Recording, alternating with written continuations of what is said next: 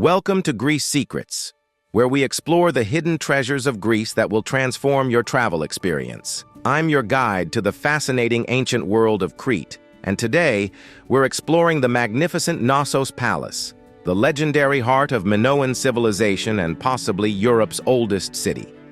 Nestled just a few kilometers south of Heraklion, Knossos Palace isn't just another archaeological site.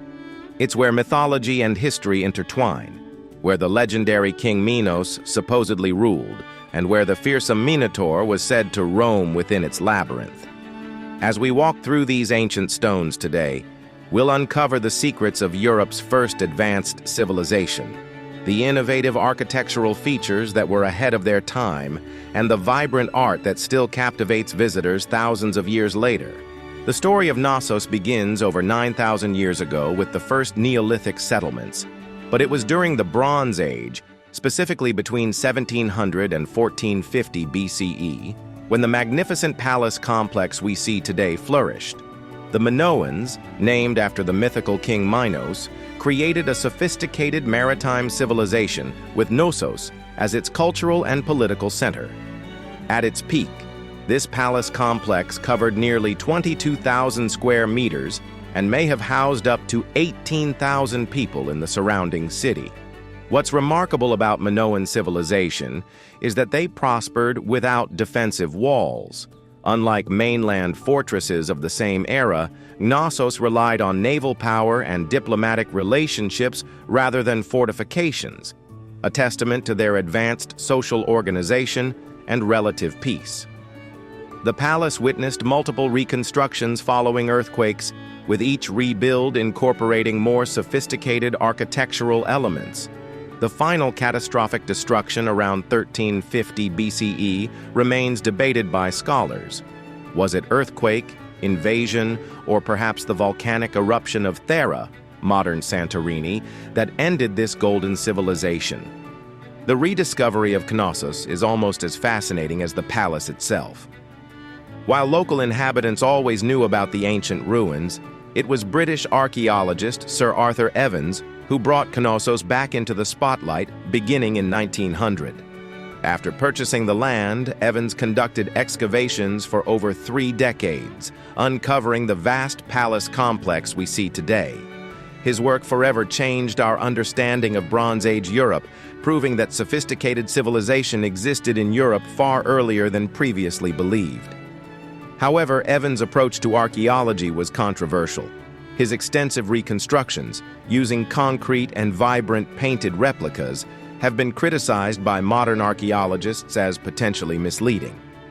Yet without these reconstructions, visitors today would see little more than foundation stones. Evans' vision, for better or worse, allows us to imagine life in this ancient palace. As we explore Knossos, several remarkable features stand out.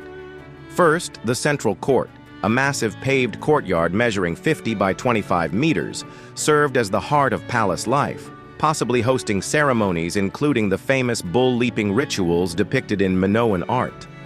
The innovative architectural elements truly set Knossos apart from other ancient sites. The Minoans mastered complex engineering techniques including multi-story buildings, sophisticated drainage systems, and light wells to illuminate interior spaces, all remarkably advanced for their time. The grand staircase, with its impressive columns, leads to the royal apartments on the upper floors. These living quarters featured the world's first flushing toilets and advanced ventilation systems.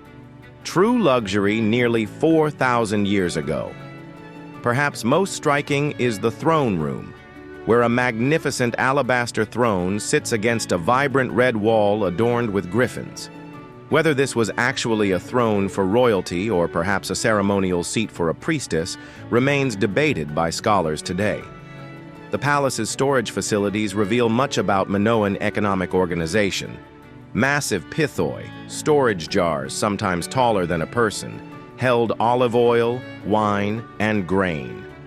Some estimate the palace could store enough food to sustain thousands of people, indicating centralized economic control. Finally, the complex layout of the palace, with its maze-like arrangement of rooms, corridors, and staircases, may have inspired the myth of the Labyrinth. Walking through these passages, it's easy to imagine how visitors might become disoriented in this architectural wonder. The artistic achievements of the Minoans truly shine at Knossos. The palace walls were adorned with vibrant frescoes depicting scenes from nature and palace life. Many originals are now preserved in the Heraklion Archaeological Museum, but reconstructions on site help us visualize their beauty. The famous Prince of Lilies fresco shows a young man walking among flowers, while the bull leaping fresco depicts the dangerous ritual sport where athletes somersaulted over charging bulls. The Ladies in Blue reveals fashions surprisingly modern in appearance, with elaborately styled hair and dresses that wouldn't look entirely out of place today. Minoan pottery likewise demonstrates their artistic sophistication. The marine style, with its flowing octopuses and sea creatures, reveals their close connection to the Mediterranean. The delicate eggshell pottery, thin as a seashell, showcases their technical mastery. This artistic legacy reveals a society that valued beauty, nature, and movement. A vibrant culture that celebrated life in ways we can still appreciate millennia later. No visit to Knossos is complete without exploring its connection to Greek mythology. According to legend, King Minos, son of Zeus and Europa, ruled from this palace. When he failed to sacrifice a magnificent white bull to Poseidon, the god punished him by making his wife Pasiphae fall in love with the bull, resulting in the birth of the half-man, half-bull Minotaur. Minos then commissioned the inventor Daedalus to build an elaborate labyrinth beneath the palace to contain the Minotaur. Each year, 7 young men and 7 maidens from Athens were sacrificed to the beast, until the hero Theseus, with help from Minos' daughter Ariadne, slew the Minotaur and escaped the labyrinth. While archaeologists haven't found an actual labyrinth beneath Knossos, the complex layout of the palace itself, with its multiple levels and winding corridors, could easily have inspired this enduring myth. If you're planning to visit Knossos, here are some essential tips to enhance your experience. First, timing matters. Arrive early in the morning, before 9 a.m., or later in the afternoon, after 3 p.m., to avoid both the crowds and the intense midday heat, especially in summer months. Second, consider hiring a licensed guide. The site lacks detailed information panels, and a knowledgeable guide can bring the ruins to life with stories and historical context. Third, don't skip the Heraklion Archaeological Museum. Many original artifacts from Knossos are displayed there, and seeing both provides the complete experience. Fourth, wear comfortable shoes and bring water. The site involves considerable walking on uneven surfaces, and shade is limited. Finally, allow at least 2 hours to fully explore the palace. If you're particularly interested in archaeology, you might want to spend even longer examining the details of this remarkable site. As we conclude our journey through the legendary Palace of Knossos, we're reminded of how this remarkable civilization laid foundations for European culture thousands of years ago. The technical innovations, artistic expression, and social complexity of the Minoans continue to fascinate us across the millennia. If you're planning a trip to Crete, Knossos offers more than just impressive ruins. It provides a window into a sophisticated ancient world that in many ways feels surprisingly familiar.